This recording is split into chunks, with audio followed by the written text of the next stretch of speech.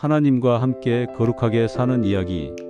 옛날 아주 먼 옛날 하나님께서는 이스라엘 백성을 이집트의 노예 생활에서 자유롭게 해주시고 약속의 땅으로 인도하고 계셨어요. 그 과정에서 하나님께서는 백성들에게 당신이 얼마나 거룩하신 분인지, 그리고 그분의 백성인 자신들도 어떻게 거룩하게 살아야 하는지를 아주 자세히 가르쳐 주셨답니다. 마치 자상한 아버지가 자녀에게 세상 사는 지혜를 일러주듯 말이에요. 그 모든 가르침의 핵심은 바로 나는 거룩하니 너희도 거룩하라는 것이었어요. 첫째, 하나님께 나아가는 길을 배우다. 이스라엘 백성이 죄를 지으면 그 죄 때문에 하나님과의 사이가 멀어지곤 했어요. 그래서 하나님께서는 백성들이 다시 하나님과 화목해질 수 있는 방법을 알려주셨는데, 그것이 바로 제사였답니다. 어떤 제사는 자기 죄를 짐승에게 옮기고 그 짐승을 불태워 하나님께 드리는 것이었어요. 마치 자신의 모든 것을 하나님께 바친다는 의미였지요. 또 어떤 제사는 곡식가루에 기름을 섞어 드렸는데, 이는 순수한 마음으로 하나님께 감사와 헌신을 드리는 것이었어요. 때로는 하나님과 백성, 그리고 백성끼리 서로 화목함을 나누는 잔치처럼 제사를 드리기도 했어요. 함께 모여 즐거운 식사를 하는 것처럼 말이죠. 만약 자신도 모르게 죄를 지었을 때는 특별한 제사를 드려 용서를 구했고, 이웃에게 손해를 끼쳤을 때는 단순히 용서받는 것을 넘어 그 손해를 보상하고 관계를 회복해야 한다고 가르치셨어요. 이 모든 제사는 백성들이 하나님 앞에 어떻게 나아가야 하는지를 가르쳐주는 소중한 예배 방식이었답니다. 둘째, 특별히 구별된 제사장들. 하나님께서는 아론과 그의 아들들을 택하여 제사장이라는 아주 특별한 직분을 맡기셨어요. 그들은 백성들을 대신하여 하나님께 제사를 드리고 백성의 죄를 위해 기도하는 중요한 역할을 했죠. 하나님께서는 그들을 물로 씻기고 아름다운 옷을 입히며 거룩한 기름을 부어 특별히 구별하셨어요. 하지만 이 임무는 정말 조심스럽고 거룩하게 수행해야 했답니다. 아론의 두 아들이 하나님이 명하시지 않은 방법으로 불을 사용하여 제사를 드리다가 그 자리에서 죽임을 당한 사건은 하나님을 섬기는 일이 얼마나 진지하고 중요하며 그분의 방식대로 해야 하는지를 온 백성에게 충격적으로 보여주는 교훈이 되었어요. 제사장들은 또한 백성들에게 무엇이 거룩하고 무엇이 속된 것인지, 무엇이 깨끗하고 무엇이 더러운 것인지를 가르쳐야 할 책임도 있었답니다. 셋째, 삶 속에서 거룩함을 지키다. 하나님께서는 백성들이 성전에서뿐만 아니라 매일의 삶 속에서도 거룩함을 지키기를 바라셨어요. 아주 사소한 부분까지도 신경 써서 알려주셨죠.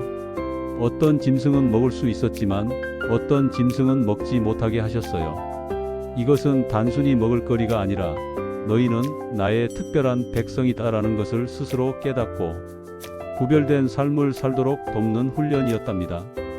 병에 걸리거나 죽은 것을 만지는 등 부정해졌을 때는 어떻게 해야 하는지도 알려주셨어요. 더러워진 옷을 빨고 몸을 씻어야 했고, 심지어 심한 피부병에 걸리면 다른 사람들에게 옮기지 않도록 잠시 진영 밖에서 살아야 하기도 했죠. 이는 병의 확산을 막는 위생적인 이유도 있었지만, 죄와 부정이 하나님과의 친밀한 관계를 가로막는다는 것을 가르치기 위함이었어요. 넷째, 하나님을 기억하는 특별한 시간들. 하나님께서는 백성들이 당신이 베푸신 놀라운 은혜를 잊지 않고 늘 감사하며 살도록 여러 절기들을 지키게 하셨어요. 일주일 중 하루는 쉬면서 어떤 일도 하지 않고 하나님을 기억하는 날로 정했어요. 이집트에서 노예 생활을 벗어난 것을 기념하는 절기도 있었고, 한 해 동안 농사지어 거둔 첫 열매와 모든 수확에 감사하는 절기도 있었어요. 새해를 시작하며 나팔을 불어 하나님을 기념하기도 했답니다. 그중 가장 중요한 날은 한 해 동안 백성이 지은 모든 죄를 용서받기 위해 대제사장이 지성소에 들어가 속죄하는 날이었어요. 광야 생활 동안 천막에 살았던 것을 기억하며 하나님의 인도하심에 감사하는 절기도 있었죠.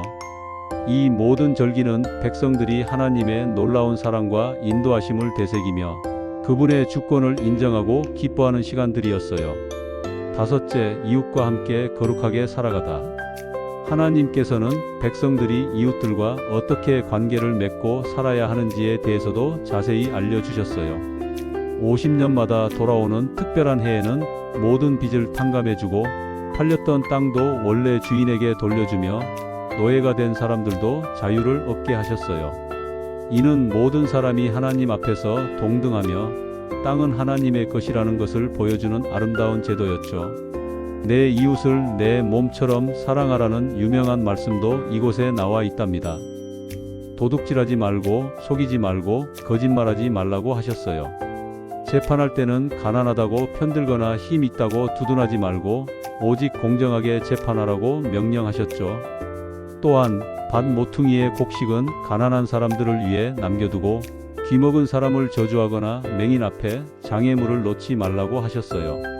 외국에서 온 사람들도 학대하지 말고 너희 자신처럼 사랑하라고 하셨으니 약하고 소외된 자들을 향한 하나님의 따뜻한 마음을 엿볼 수 있습니다. 여섯째, 순종하면 복이요 불순종하면 고난. 레위기의 마지막 부분에서 하나님은 명확하게 말씀하셨어요. 당신의 모든 명령에 순종하면 놀라운 복을 주시겠다고요. 철따라 비를 내려 풍성한 수확을 얻게 하고 땅에 평화와 안전을 주시며 백성을 번성하게 하시겠다고 약속하셨답니다. 그리고 무엇보다 하나님께서 그들 가운데 영원히 거하시겠다고 하셨죠. 하지만 만약 불순종한다면 재앙이 내릴 것이라고 경고하셨어요. 적들에게 패하고 기근과 황폐함을 겪게 되며 심지어 원수의 땅으로 흩어지게 될 것이라고 하셨습니다. 그렇지만 하나님께서는 아무리 큰 죄를 지었더라도 백성들이 회개하고 돌아오면 그들을 결코 아주 멸하지 않고 조상들과 맺은 언약을 기억하시겠다는 따뜻한 약속도 잊지 않으셨답니다. 감사합니다. 다음은 신명기를 준비할까요?